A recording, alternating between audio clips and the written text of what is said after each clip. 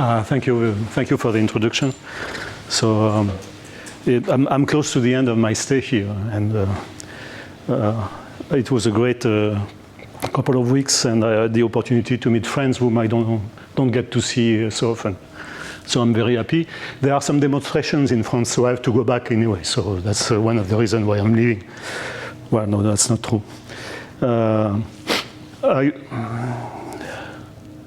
Yeah. Yes, okay. So I want to discuss the theorem mentioned here, and proving this theorem is some points are really painful, so I don't want to discuss this. I want to show some of the ideas. Anyway, it's a colloquium talk, so I should be very elementary, and you'll see that it is extremely elementary, and I apologize in advance. If you think it's too elementary, tell me. So these are the regular guys, my colleague from the last 30 years, somehow. And okay, so the beginning is very abrupt. I will state a theorem, and then the rest of the lecture boils down to explaining all the words in the statement, if you don't mind. So the purpose is to consider finitely generated groups which are countable, and more precisely, we consider what is called mark groups. And so mark group is just a group, gamma, which is finitely generated, and sigma is a finite generating set, which we always take to be symmetric. And by symmetric means that if gamma is in sigma, an element gamma is in sigma, the inverse is in sigma, for technical reasons. Okay. So I'm sorry, abrupt is now.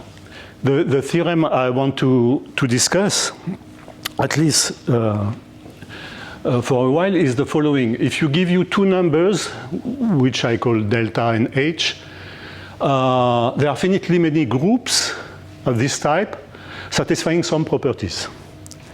So properties that satisfy, some are very simple to understand. Torsion-free means that no element has a power equal to the identity. So every element generates an infinite cyclic subgroups. The group is non-cyclic. And then there are two very strange hypotheses. This one, δ-hyperbolic, which I will describe, and this one, which is about an invariant, which is supposed here to be bounded above. Okay, so the rest of the talk, at least half of the talk, or 2/3 of the talk, will be to define this and this, and then to give an idea of how we can prove such a finiteness result.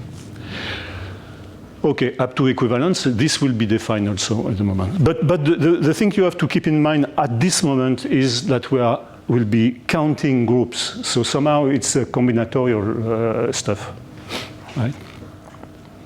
Okay, let me put a little bit of context. So I'm a geometer. So I met Blaine and Marie-Louise a long time ago. So we are geometers, but I've been when I was a young guy, like most of you here, I was very stressed by tensors. I didn't like tensors, although I'm a Riemannian geometer. And recently I discovered that you can do geometry on metric spaces. So I want to explain how far we can go, at least in this context, using only metric spaces with few more hypotheses. And I feel relief. I got finally rid of tensors. I should not say so because there are plenty of people in this department who are very good at manipulating tensors. And it's not a provocation.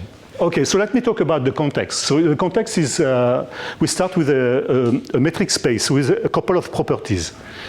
So it is called to be proper geodesic metric space. So let me define this. Proper means that it's locally compact. Closed balls are compact. So this result that I will be mentioning excludes metric spaces which are not locally compact. And somehow it is a pity, but that would not work in this context. Okay, a geodesic. So geodesic metric space means that there are lots of geodesic, and what is a geodesic? It's just a curve parameterized by some interval in the reals, so that the distance between CFT and CFS is exactly equal to the difference between the parameters, well, in absolute value. So unlike in Riemannian geometry, where geodesic are not minimizing all the time. Here they are all minimizing, right?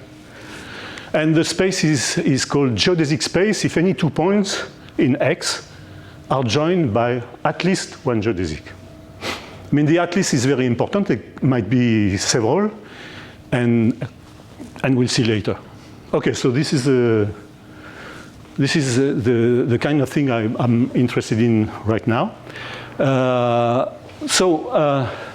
What's next? Yeah, in such a space, proper and geodesic, we'll add a few more ingredients.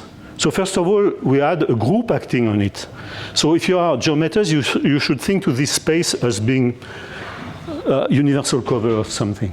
So there is a group acting discretely, and so the group is discrete, and since the space is locally compact, there is no accumulation point, and the quotient is Hausdorff, and even we assume that the quotient is compact, at least here in today, right?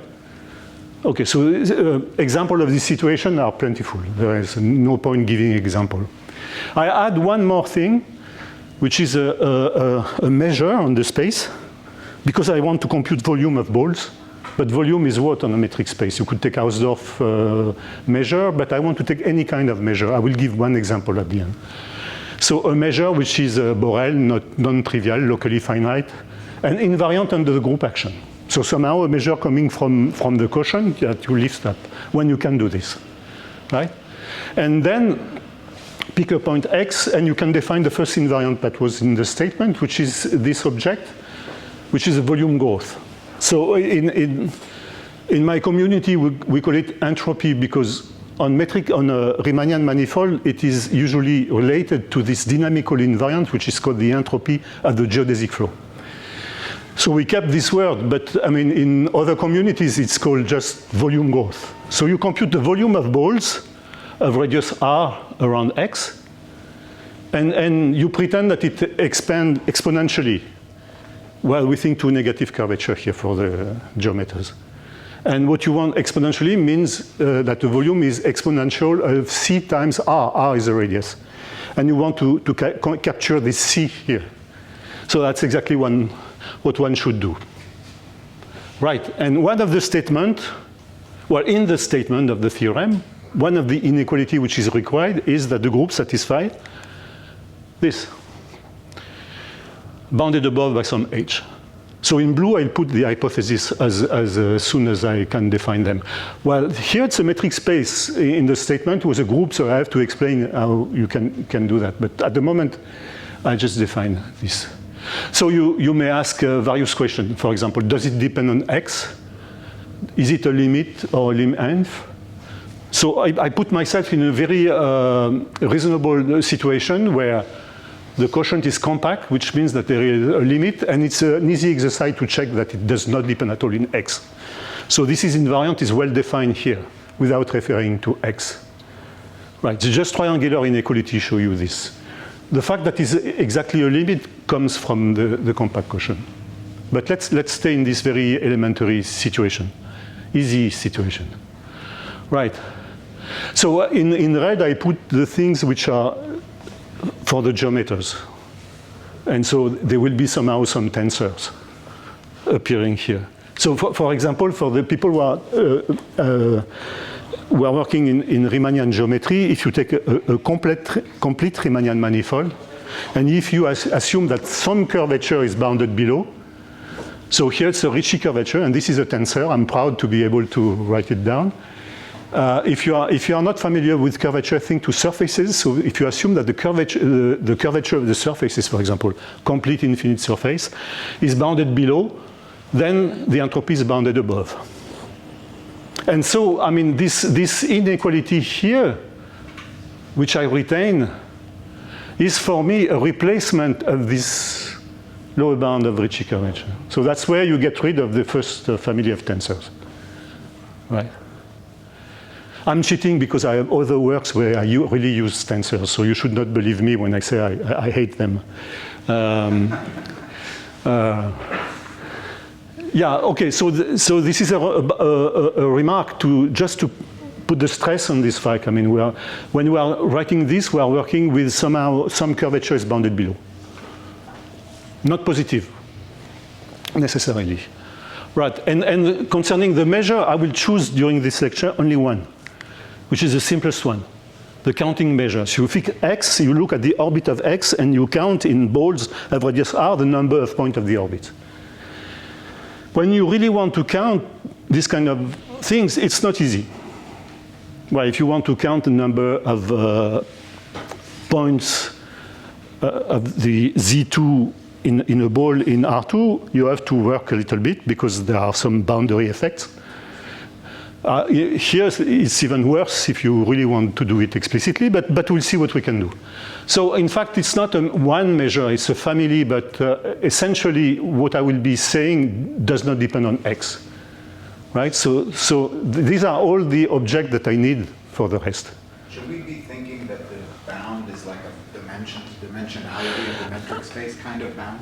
Somehow. In fact, well, I'll come back to this question. Ask me again the question when we'll be talking about groups, okay. Because this bound says something about the group. But you're right. I mean, it's some kind of Hausdorff dimension at infinity, which is some kind of dimension. Yeah, okay.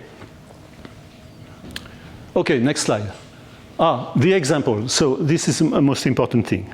So let me give an example of metric spaces. In fact, the only example I need here. So if you take such a group which is finitely generated, I have to explain how you associate to it a metric space. It's very well known. So of course you have to choose a finite generating set, which is symmetric, just because it's more convenient. And then you can associate a space which is called the Cayley graph. So maybe I should, I was lazy enough not to draw anything on the slides. So there are some drawing, but not from me. So what is this Cayley graph? You start by putting a point for the identity element, and then you put points for the elements in gamma, and you say that an element in so this gamma, maybe I should not put gamma 1, gamma 2, but gamma prime gamma. We say that gamma is related to gamma double prime if gamma double prime is equal to gamma times an element S of the generating set. Right. And so you have finitely many elements in the generating set, so you construct in such a way at least a combinatorial set, and you can turn it into a graph just by adding edges, like this. Right. And of course, one has the inverse here, and so on and so forth. Right. And if you want to turn it into a metric space, we'll make the assumption that these edges are isometric to the interval 0, 1, just for simplicity. It's not necessary. You could do other things. Okay, so it's called the Cayley graph. The definition is here. I replace gamma prime by gamma double prime. I don't know why. This is life. And there is a natural distance. I mean, when you go from here to a point which is far away, let's see, G in gamma, this point being in the group, you can write it as a product of element of the generating set, but it might be a product of different way to get the same point. So you choose the shortest way to write it as a product of the element of the generating set. Right, so you define a distance between the vertices of this graph, and you just extend it naturally to the edges, saying that these edges are isometric to 0, 1.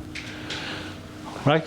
So the distance between the vertices is called the word length, and then you extend to the edges. Right.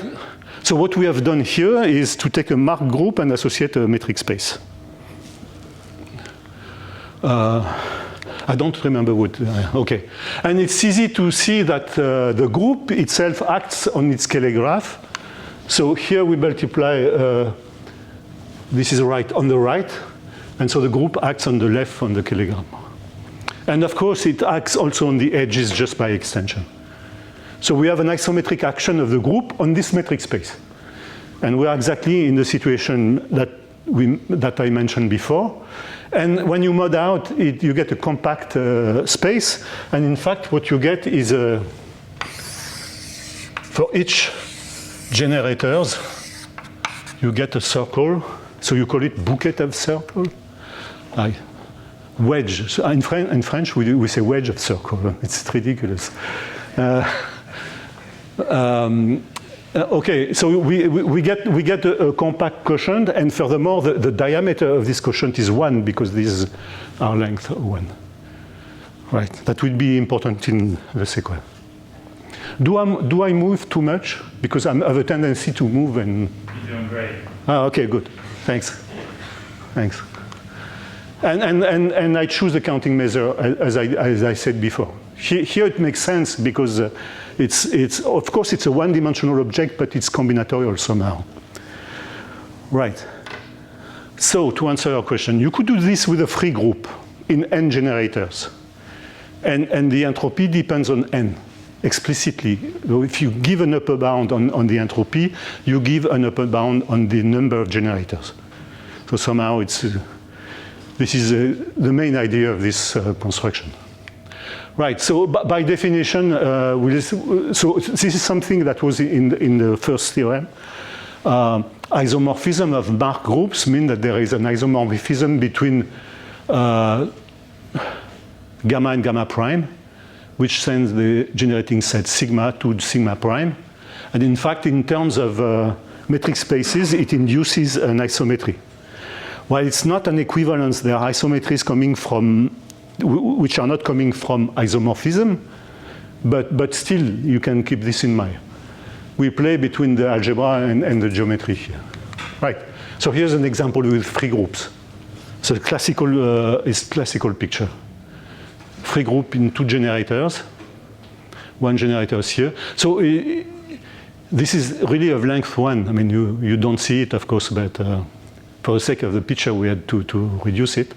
And then beta, and this is beta alpha, and then so on and so forth. And it does not appear. Here were 2 circles, 1 red and 1 blue, and because it's too light, you don't see it here. Anyway, it's quite clear. So as I said, if you have a free group in 10,000 generators, the entropy will be somehow logarithm of 10,000. Okay.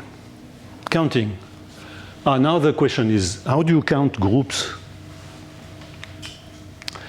You cannot just count the number of generators because there are infinitely many groups with 2 generators. So you have to add some more information. So the information that you have to add is go from finitely generated groups to a finitely presented group. So in a group there are generators, but there are also the relations between the generators and other words. So the group is the quotient of the free group in the generating set by a family of relation. So these relations, they form a normal subgroup of the free group. And in some cases, and these are the cases we will be interested in, they are generated by finitely many of them. So a finitely presented group is a group so that all the normal subgroup of relation is finitely generated by some set, which I call R, of basic relations, which you combine to get all of them. I'm cheating a little bit because it is generated as a normal subgroup, which means that any relation is a product of conjugate of these basic relations. But it doesn't matter here, right? Right, and here is a very easy proposition to prove. If you bound the number of generators, and if you can find a finite set of relations generating all of them, such that any relation in this finite set has a length, a word length which is bounded, then you get a bound on the number of groups satisfying this. And it's an easy exercise. I mean, you look into somehow you are looking into a finite ball. And we were bold enough to write this estimate, which is ridiculous. Right, so now the goal is clear for our purpose, counting groups. we have to estimate the number of generators, and we have to bound the size of the relations, the basic relations, right? Okay, good. Now we come to the second part, which is a little bit more geometry.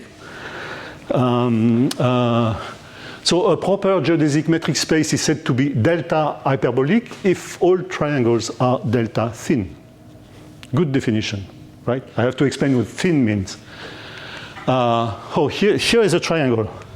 So what is a triangle, first of all? There are 3 points, and you make choices of geodesics between them 2 by 2. There might be several triangles defined by 3 points, of course. And what you are asking for in this setup is that any point on one side is at distance less than delta of the union of the 2 other sides. So somehow the triangle looks like this, you see, thin. Of course, if you have a very small triangle, you don't have to have it thin. I mean, just by a diameter estimate, you get some delta. But so this is only interesting if you have large triangle. So for example, if the set is compact, then it's always delta thin for delta hyperbolic for some delta. So it's I come back on this. So why this word hyperbolic? Well, you all know hyperbolic geometry, and you know that even the large triangle in hyperbolic geometry, they look like this. They are thin. Even the one with points at infinity. Right. So it's a definition which is somehow a coarse version of the curvature, another kind of curvature. And for the specialist, the interpretation, if you are in negative curvature, assume that the curvature is negative, and the curvature which is involved here is a sectional curvature for those who are familiar. Then delta square is the square of a distance resembles the inverse of the curvature in absolute value. So somehow we are fixing this delta, choosing this delta. We are here giving a lower bound, no, upper bound, sorry. Somehow a negative upper bound of the curvature, away from 0 in the negative side. And in fact, I should have said it, I mean, if you are in R2, you can draw large triangle and you can see that this is never satisfied for any delta. So somehow R2 is infinity hyperbolic, but that doesn't mean anything. I mean, the triangles are not thin at all, right? So it excludes flatness in terms of curvature. And you can check that if delta is equal to 0, you get a tree. Not a graph, a tree. And it is equivalent, right? Okay. So I don't know why I speak. I mean, it's written here. So this notion of curvature that we have here gives absolutely no information on the local geometry or even on the local topology. So we have lots of freedom to transform the space. Right, and so a marked group is said to be delta hyperbolic if its scalar graph is delta hyperbolic. Right, and now we understand part of the statement, maybe everything, because I've defined everything. Right. So if a group admits one generating set, finite generating set, which is delta hyperbolic, we just say the group is hyperbolic because the delta does depend on the generating set. And for those who are familiar, you can check that if you change the generating set, as long as they are finite, you have a quasi-isometry between the two geometric objects associated, right? And now we come to a proposition which is, maybe I should draw, no, let me keep drawing pictures. Right, so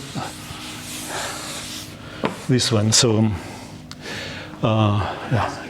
Sure. So I don't see how the delta condition shows up. I was about to draw the picture about this. Yeah. So let me call it S1. This one is S2. They are generating element S2 minus 1, S3, and so on. And here we have, for example, S1, S2. And you keep doing that. 3, 4, 5, 4, 1, 2, 3, 4, 5, 6, 7. Okay. Now I need to have colored chalk. Yeah, blue. And so you see, here is a relation in the group, a closed path. It means that if you follow this path, you get to the identity. But there are also triangles here. So here's one. Go here. So this vertices. Second side is this one. And the third side is this one. Right? So this is a triangle. And now if you pick a point here, well, if the loop is very big, then you are far away from the union of the two other sides. Even if you go this way, it might be long. So if you are delta hyperbolic, you cannot have large relation like this. You have to have shortcuts, things like this, right? So it rules out this kind of picture where you have very large relation without shortcuts. Oh, but delta doesn't have to be bigger than 1. Yeah, I'm sorry. Yeah, delta has to be, in that situation, delta has to be bigger than, sorry. But on this picture, you can realize that this delta says something on the relations, right? And it brings me to the next proposition, which is a very classical thing, which is, if you look at a delta hyperbolic Mark group, you can always present this group with relations of world length less than a function of delta. So I put here the 4 delta plus 6 because it's written in the book that Brightson and Effliger produced. But at the very beginning of the definition given by Gromov, there was some estimate. And then it became 100 delta and 4 delta plus 6, we don't care really. I mean, the important thing is that the size of relation is controlled by this delta. This is the most important thing. And so in our goal of counting groups, now we have ruled out the second part, which is counting the size of the relation. You can always choose the relation. I'm not choosing the generating set is given, but I'm choosing the relations. And so the only thing we have to do is control the size of the generating set. Right? Okay. So this property of hyperbolic group is kind of easy to prove and allow me not to do too much proof, if any. Right. Okay. So the point is that we have to estimate the size of a generating set, which is a set close to the identity, using this asymptotic invariant, and that's the main issue actually. Right. Okay, so in this context, Gromov-Hyperbolic groups have nice properties, and if you say that such a group is or a subgroup is if a subgroup is cyclic inside a Gromov-Hyperbolic group, then it is Z, in fact. Because first of all, it's torsion-free, it cannot be finite, and then there are more. We can get more information because the space is hyperbolic. So there is a notion of boundary at infinity and so on, and it is Z. And Z, we ruled out in the statement, cyclic group, and for this reason here. So here are a family of generating set of Z, and I leave to the undergraduate to do the exercise to show that the delta is bounded on this. The entropy is 0 because it's essentially one-dimensional, and the delta is bounded. But there are infinitely many different, 2 by 2, they are not isomorphic. So that's why we ruled out this case. Okay. It's funny to use this kind of generating set into Z. Of course, it's redundant, but it's interesting. Okay, so now we really go to geometry. And it's again a classical proposition which was known before Serre and Gromov, but that's where I've learned it. That following proposition is so here is a ball. I have a point X, and I look at point of the orbit. Okay, so this is the orbit of the point X by the action of the group. And if one takes a ball of radius twice the diameter. So here I have another piece of information. I look at a group acting properly on a path-connected space. Properly means that there is no accumulation point, such that the diameter of the quotient is less than d. Then for any x, this subset of the group is a symmetric generating set. So if you look only at the element in the group whose displacement at x is less than 2d, then you get a generating set. And again, this is very easy to check. And it's more general than, it has nothing to do with hyperbolicity. Right. So we take only a path-connected metric space. And of course, the group should act without accumulation point, which is contained in the term proper. Right. So a remark which is important here is that remember that we have a measure at n. We can use it. And the cardinality of this set, which is exactly what we want to estimate, is just the volume of this ball with this measure. So the ball is a closed ball because there is an inequality here, but it could be an open ball, doesn't really matter. Right? So what we want to estimate is again a volume of certain balls of size, reasonable size, using this asymptotic invariant. So think to a two-dimensional complete manifold. How do you estimate the volume of small balls using the asymptotic invariant? If you have no curvature control, it's impossible.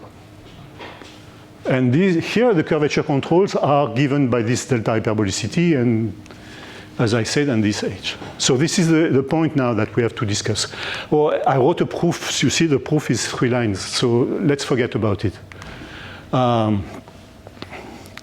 Okay, now I will be talking about the main results and the tools that we are using. So the main result is this. So we are still in the same assumptions, non-cyclic, torsion-free group. A space is delta hyperbolic, and a group acts on this space. For example, X could be the Cayley graph of the group itself. And we assume that there is a compact quotient. We bound the diameter by some number d. So I gave bound because it's universal. I mean, the estimate is universal in terms of these bounds. And the entropy, or the volume growth, is less than h. Right? And what we were able to show is this. The volume of a ball of radius 10 times d plus delta around any point x is bounded by some explicit number. So this n delta h and d just says that we can compute this number, more or less. I will tell you why. So it's not 2D. We are not able to do it with 2D, but with 10D plus a small delta. That doesn't matter, right? And so if you apply this to, now you take a delta hyperbolic marked group, you apply it to the Cayley graph, the diameter of the quotient is 1, as I said. And so the extension of sigma to sigma times 10 times 1 plus delta has a number of elements which is bounded, so it's larger than sigma, so we get a bound. And so this finish for the finiteness. You see, it's purely combinatorial at this stage. Right. Are there any more questions? Okay, so now we come to the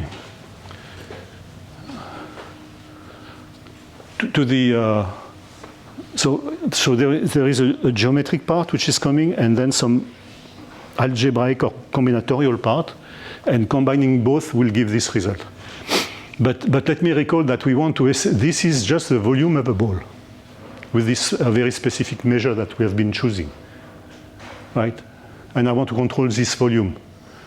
And we are not able to do it. Okay, yeah, okay, I said everything. Oh, here it is. So it's a closed ball, but it could be open ball if you add epsilon. It doesn't. It's completely irrelevant. And again, we want to control the volume of this ball using the asymptotic volume, the growth. So the next theorem is a key theorem. So we are always in the same situation. The beginning of the statement is the same than before. And the theorem says that instead of controlling the volume of the ball, we control the ratio between two balls. One is large, one is smaller. Both radii are greater than 10 times d plus delta. One is close, but it's really irrelevant. And we get explicit bound. So it's just for fun that I put these numbers. They are by no means optimal. I don't know if you find this funny. For me, it is. But I mean, what is important is that it's a ratio.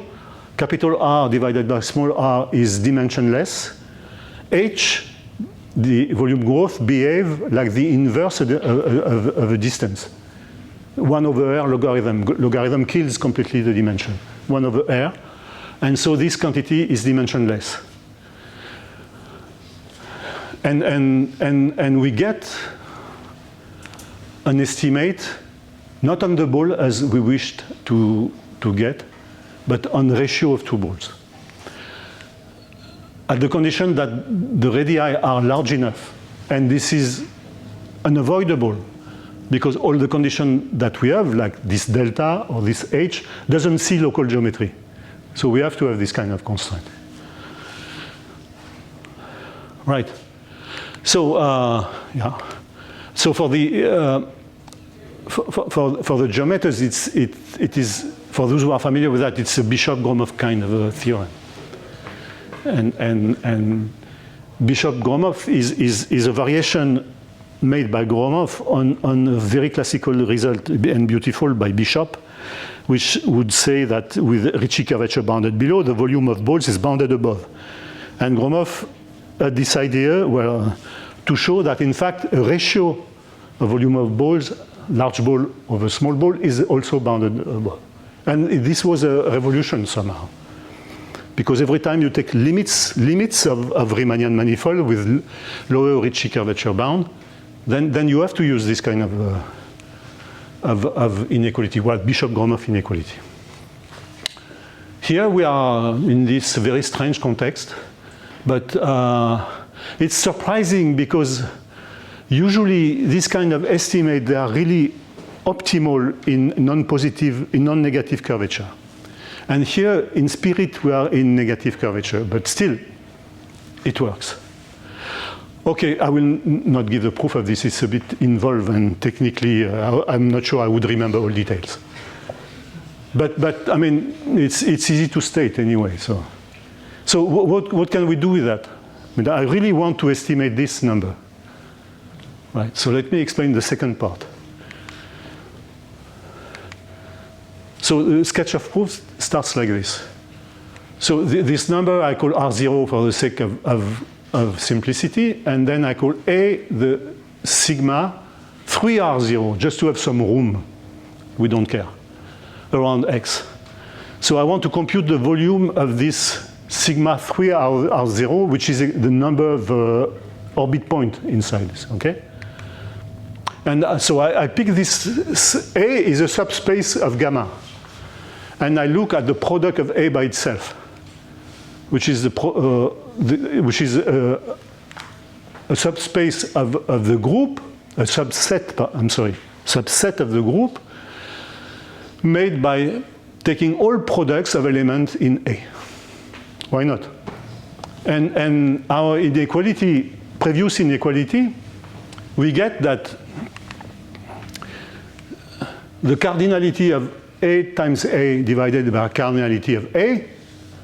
So when you do gamma 2 cross gamma 1, the displacement at the point by triangular inequality is not 3R0, but it's 6R, at least at most 6R0. So this ratio of cardinalities is just a ratio of measures, and these two measures here.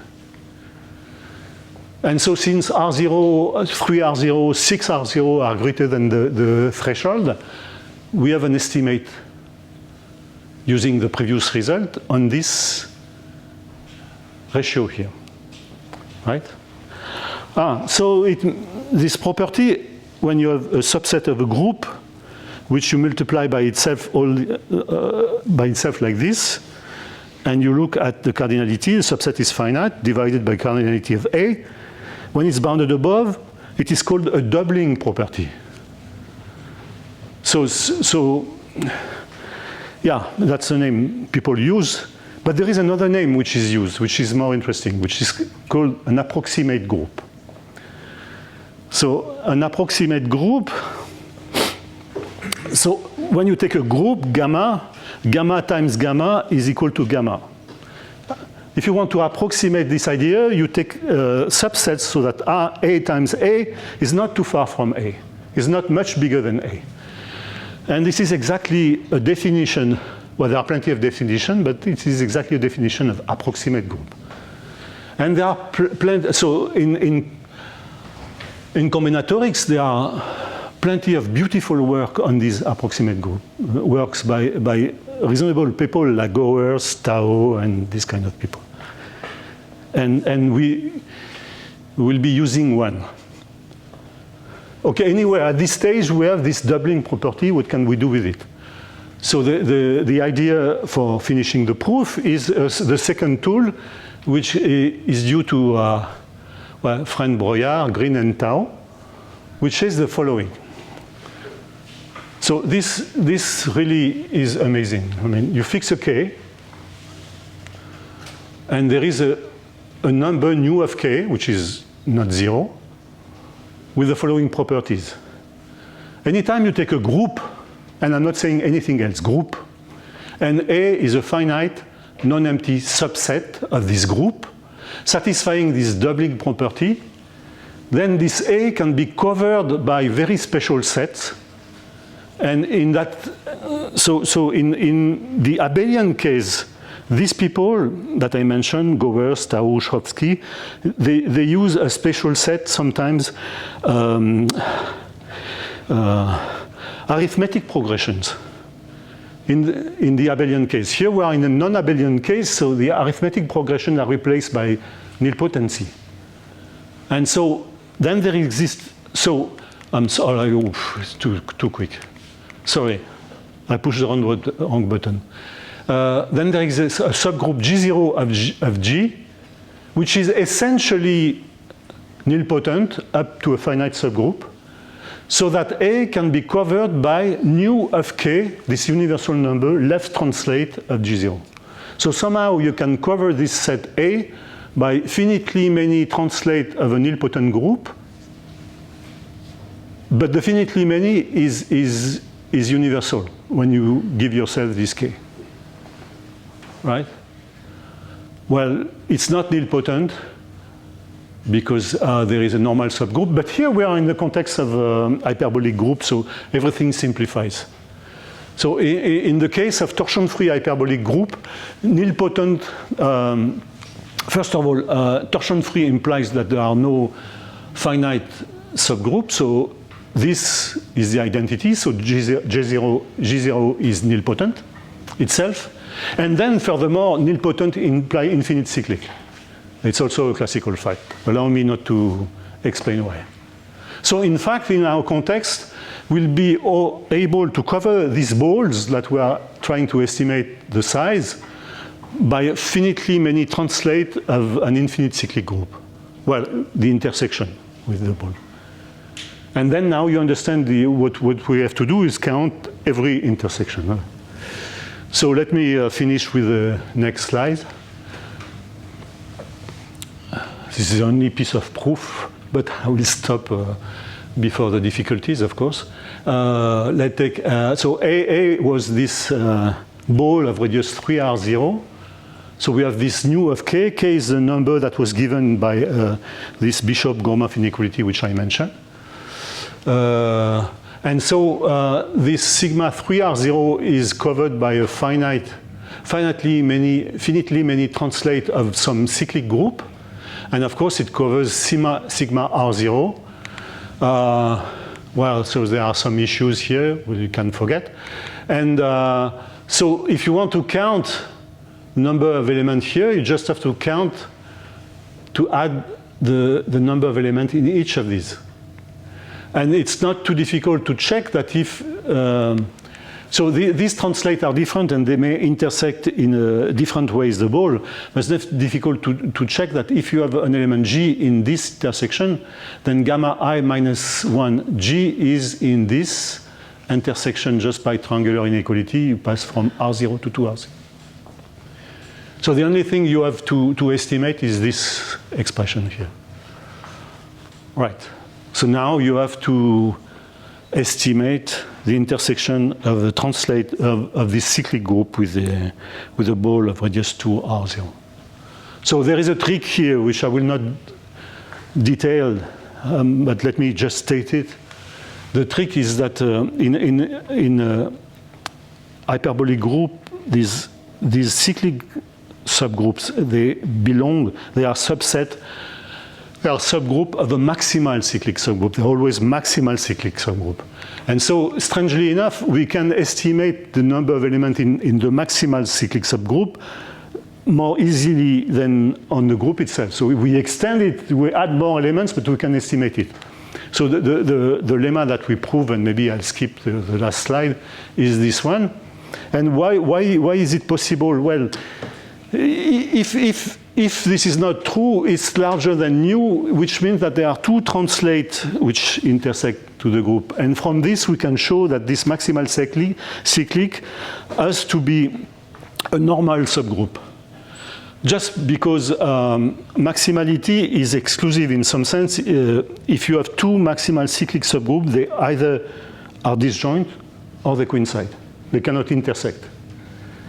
So using this remark, we can prove that this inequality, contradicting this inequality will show that this G0 hat is a normal subgroup and an hyperbolic group, no cyclic group is normal. So the next slide says exactly this, but maybe it's good if I stop here. And I hope I have presented the general picture. Without proof, it's very easy, as usual. Okay, thank you very much.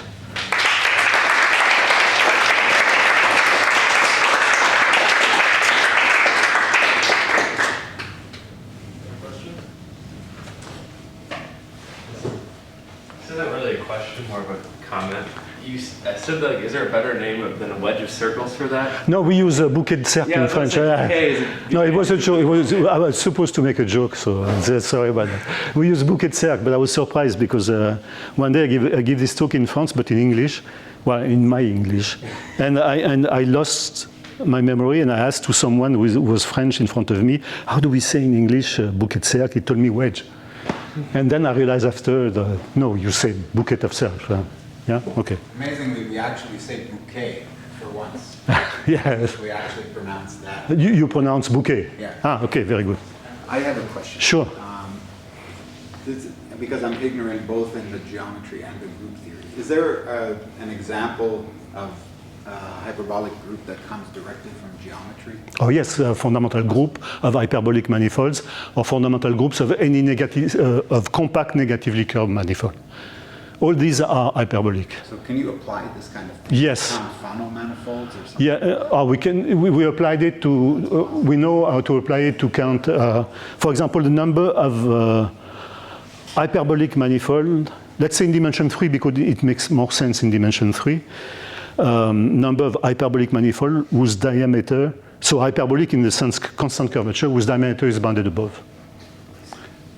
So the fundamental groups are finitely many because of this, and then Mostow theorem tells us that there is a one-to-one correspondence between fundamental groups and so these kind of things. I mean, in fact, our result is on the action of a group on some spaces, so we can apply to various situations. Yes? Would this question even make sense if you started asking it about other measures, like measures of property? Oh, we can prove this. We can prove the inequality. So the Bishop inequality, the ratio between for any invariant measure.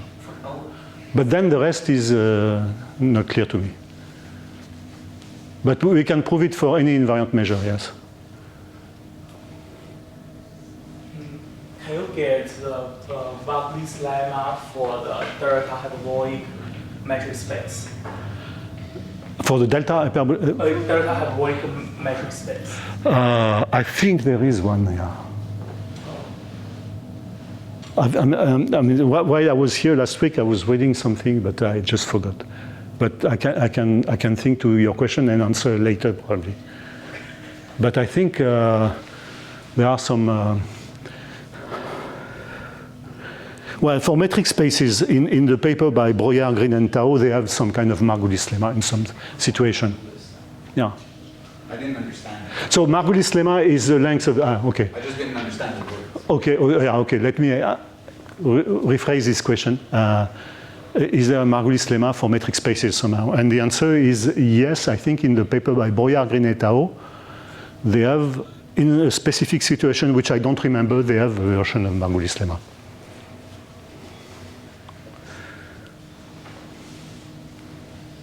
Any more questions? If not, then this hangs. Thank you.